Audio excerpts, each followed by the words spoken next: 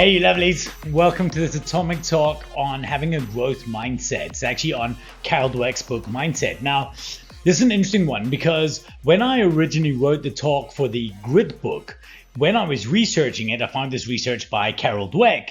And then when I was, I went and I ended up thinking, hey, this is pretty cool. So I ended up watching one of her talks, which we will link to actually on the page. So you can go and check it out. It's worthwhile, I promise.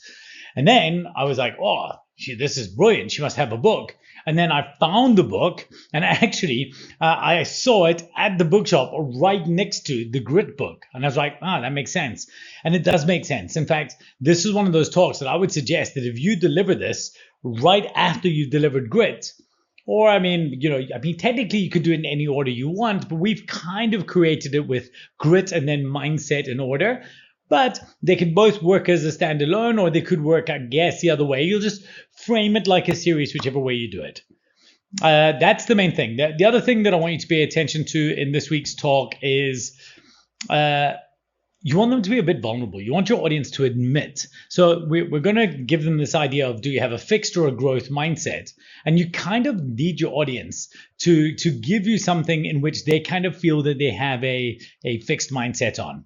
It could be like, I can't dance or something like that, and people are like, I'm not a good dancer. Something where they would say that. If you could get people or coax it out of people, you can say, well, if you have it on that, then you definitely means you may have it in other aspects of your life. So if you can get earlier on when we ask those questions, get something out of people and be okay, be comfortable getting a little bit uncomfortable waiting, because it is quite a vulnerable one. If you're not sure and you worry about it, maybe get one of your leaders or managers to think about it and say, hey, this is what I want to do. And, is there anything that you struggle with? And if they say, oh, well, I struggle with dancing, then you say, great, bring that up when I ask, and I'll get the ball rolling. Okay. One other thing I'm going to do in this one is I actually got a little prop because it's relevant.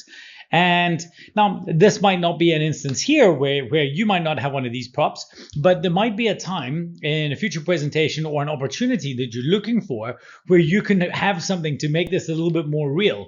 And I would like to encourage you to go for it. So that's the delivery there for this one. Let's get into the talk. Hey everyone, so basketball. Let me ask you this quickly. If I had to say who is the most famous basketballer of all time? If I was to ask 10 people, whose name would come up the most? Any guesses? Right. Okay, exactly. Michael Jordan. You get the name Michael Jordan over and over and over again. And this is a guy who we obviously must believe has all the natural talent. He's one of the most talented human beings in the world, especially in a sport. But it's kind of funny because the story is a bit different. In fact, he was cut from his varsity team. He wasn't recruited by the first choice college, so he was kind of bypassed originally in the draft. And he wasn't drafted by the first two teams that could have picked him. That means he only went third overall, this shining light. Now, a lot of people would have turned around and said, oh, well, I'm just not good enough. I don't have what it takes. But not him. In fact, when his mom apparently had asked him about it, how do you feel about this thing? He said, no, I've got more to learn then. That's what I have. So he had what is referred to as a growth mindset. And that's the subject we want to chat about this week in this week's Atomic Talk. We want to chat about having a growth mindset. And specifically, we want to do that by referring to a book called Mindset by a lady called Dr. Carol Dweck. And it's a fantastic book. And she talks about two very, very specific mindset types that people have. The first, and I'm going to give you a bit of detail on both of these just so you can understand. I'm going to give you an excerpt from the book here. The first is a fixed mindset. This, in the book, she says, people believe their base qualities like their intelligence or talent are simply fixed traits. They spend their time documenting their intelligence or talent instead of developing them. They also believe that talent alone creates success without effort. If you got the talent, you'll get the success. Then you get the next one, and the next one's called a growth mindset. People with a growth mindset believe that their most basic abilities can be developed through dedication and hard work. Brains and talent are just a starting point. This view creates a love of learning and a resilience that is essential for great accomplishment. Obviously, if I was to ask you, which one would we desire? Which one do we want to feel that we have? Of course, we'd like to feel that we have a growth mindset. But one of the challenges as a leader, as a business person, if I can be a bit vulnerable for a second, is that there are many, many things in which I really, really do have a fixed mindset. I'm not able to, am I, is this, am I a bad leader? I'm not able to be better. I'm not, I'm not a good presenter. I'm not good at, for me, like financials. I just don't enjoy doing financials. That's it. I don't understand numbers. I'm bad at maths. So there's certain things where we decide that we have a fixed mindset. And she's kind of given a bit of criteria for this. She said, let's have a look at it and go through it. So she said, on one side, in the two mindsets, you got the fixed. So fixed mindset avoids challenges, whereas a growth mindset embraces challenges. A fixed mindset will give up easily. They'll look at something and be like, this is just not something I'm good at. A growth mindset sees effort as a path to mastery. Yeah, just got to work harder. A fixed mindset ignores negative feedback. Bro, I'm not going to listen to you because I can't do this. I just can't do this, okay? I don't even want to hear it. Why are you still talking? Do you know people like that? Are you ever like that? A growth mindset learns for criticism. Okay? That makes sense. Okay, good. And a growth mindset or a fixed mindset feels threatened by the success of others. A growth mindset feels inspired by the success of others. So obviously we would like to feel that this is the mindset that we have, that we all exist in a world in which we very, very much have a growth mindset. But it turns out that this is something that is cultivated, and in some degrees our fixed mindset is often just given to us by maybe well-meaning teachers or parents. And Carol Dweck actually did a study. And what she did is she took 10 fairly challenging problems. She wanted to go out there and she said, okay, well, let's get some problems. And these problems were pretty tough. And then she got these children to do it. And at the end of the problems, they were fairly challenging, but they got through them. And at the end of it, she kind of gave two kinds of praise. So they divided the groups of students into two sides. And the one group, they turned around and said, wow, you got so many right. That's really good score. You must be really smart. Congratulations. In the other group, she said, wow, you guys got so many right. That's a really good score. You must have worked really, really hard. Now, of course, one of these promotes one mindset and the other promotes another mindset. Okay, so obviously we can understand the one is a fixed mindset. Why? Because it says that you are something. You must be. Be. It's part of your identity. Where the other speaks about the verb. So you worked really hard. The one is about the verb, the work. The other is about the noun, smart. And that's what we've got to understand. And it's not that great. Now, a funny side effect of this was when she said, like, who wants to do further challenges and do more? The people with a fixed mindset actually rejected it. They were like, no, we don't want to do more. Why is that? Well, because then there's a risk. If they do more challenging tests, then they're like, what if I fail? What if this proves that I'm not smart? What Dr. Dweck actually said was, if success had meant that they were intelligent, then less than success would mean that they were deficient. And they don't want to be deficient. Now, she actually got people obviously to go through and to do different tests and different things in different ways. And one of the craziest things and craziest side effects, unintended consequences that she didn't expect, is later on they did other tests and they got the kids to submit their test scores to them. And here's the craziest thing. In the fixed mindset group, 40% inflated their scores to look more successful. So all of a sudden they're like, if this means that I am smart, not to do with my work effort, then I want to be seen as smarter. So what this does is it illustrates the key difference between the two mindsets. The fixed mindset, success is about establishing their superiority, pure and simple. Being that somebody who is worthier than the nobodies. I am better than those nobodies out there. That's what it is. Whereas people with a growth mindset, for them, success is when you work your hardest to become your best. Seems like an idea that we'd all like to work towards. But I'd like to suggest, because I've heard the language around the business, that is absolutely not something we always have. And, when she went on to ask the kids about it, the people with the fixed mindset were like, she asked him about the study. He said, I was hoping it would be a bit more informative. I'm super, super smart. But she said she fondly remembers one of the kids with the growth mindset group running up to her and saying, "Oh, I love a challenge."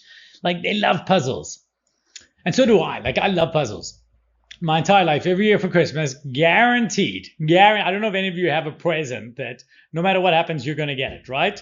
Any of you? Hey, you know the ones I'm talking about? And it's usually from your mom or your parents or whatever. Well, my mom every year will give me one of these. Every year, one of these wooden challenges. Any of you ever get one of those things?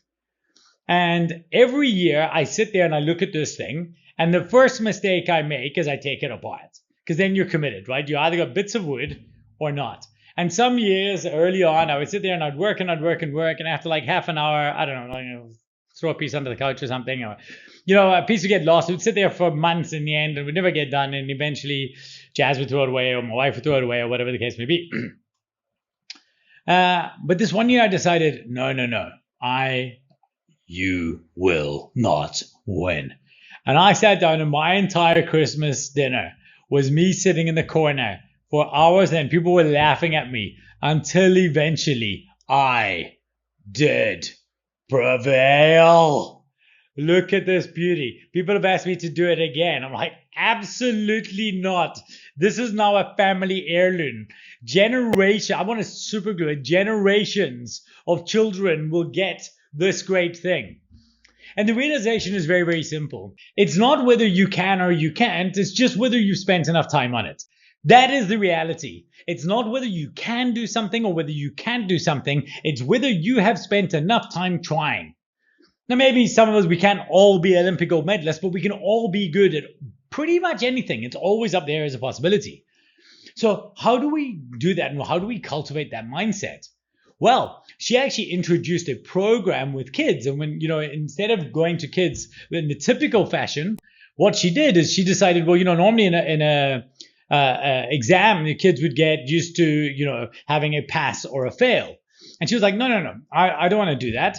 I want to change this from a pass or a fail because I know it's about work ethic. I want to change it from very, very simple language to a not yet. Do you think this made a difference? Absolutely, it made a difference. Why do you think it would make a difference? Give me an example. Right. Of course, it makes sense, right? Because if it's not yet, then you kind of get the feeling that you're under a foregone conclusion. Now, I want you to think about this for a second. When is the last time you felt like you gave yourself mentally a fail grade as opposed to a not yet grade? Can anyone tell me something which you decided, nah, I'm done, I'm tapping out? No. And put something down. Anyone? Right.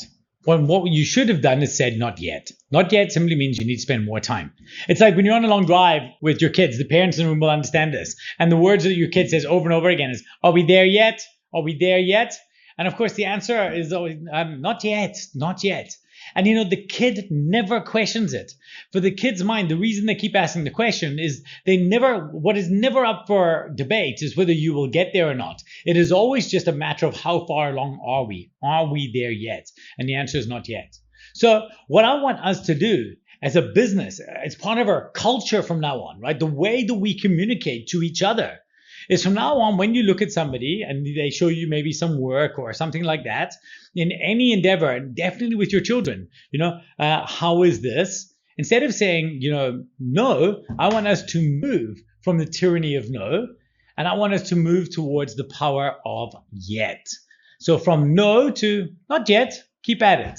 It's great because when you say not yet to somebody, you're simply saying you need to do a little bit more work. You're not saying that's not good. And I think it's a fantastic thing. So the tough question, honestly, that I've been reflecting on since I started preparing this presentation was this.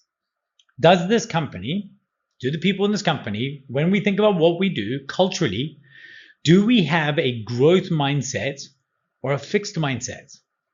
And there's possibly times with both, but I want to explore this. Does the company demonstrate a growth mindset, or where does it demonstrate a growth mindset, and where does it demonstrate a fixed mindset? Let's explore that. Let's go through this. Okay? Why do you say that? Let's go into some detail on this. Right? Okay. That makes sense.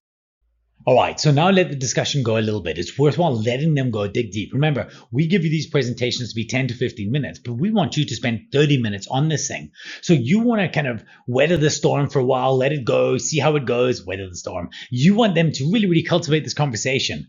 Go deep on it. This is where you're going to find the nuggets of your business, right? When somebody says you have a fixed mindset, ask them, how can we change it? What can we do? What's going on there? Once we get to that, then you're in good shape. Remember, it's not about delivering a talk. It's about starting a conversation, getting commitment out of your people. So that's what you want to do. All right, back to the prezzo. Okay, great, guys. Fantastic discussion. Thank you so much for embracing it. What do you think about this? Powerful stuff, isn't it? It really, really does have. When you sit there, it has the power to change your life. And more importantly, again, for the parents and the leaders out there, you have the power to change other people's lives. So I really, really hope you found this valuable and that you take this away and internalize it. And it's definitely something we're going to be visiting again soon. I will be looking for examples from each of you from when your leaders and managers help you cultivate and develop a growth mindset. And of course, the other way around as well. To summarize, I want to leave you with an excerpt from the book. I'm going to read it a little bit, but it was just so good. I didn't want to miss any of it, and I didn't want to mess any of this up. So let's just finish off with this. Why waste time proving over and over how great you are when you be getting better? Why hide deficiencies instead of overcoming them? Why look for friends or partners who will just shore up self-esteem instead of ones who will also challenge you to grow? And why seek out tried and true instead of experiences that will stretch you? The passion for stretching yourself and sticking to it, even or especially when it's not going well, is the hallmark of the growth mindset. This is the mindset that allows people like Michael Jordan to thrive during some of the most challenging times in our lives. So I want to make sure that we all maintain that growth mindset, that becomes part of our very, very DNA and very, very definitely part of our culture. From now on, when somebody asks me the question, are we there yet? There is only one answer that I will give, and that is not yet. Thank you so much, everybody. I hope you have a fantastic week. Is it Friday? Not yet. Back to work.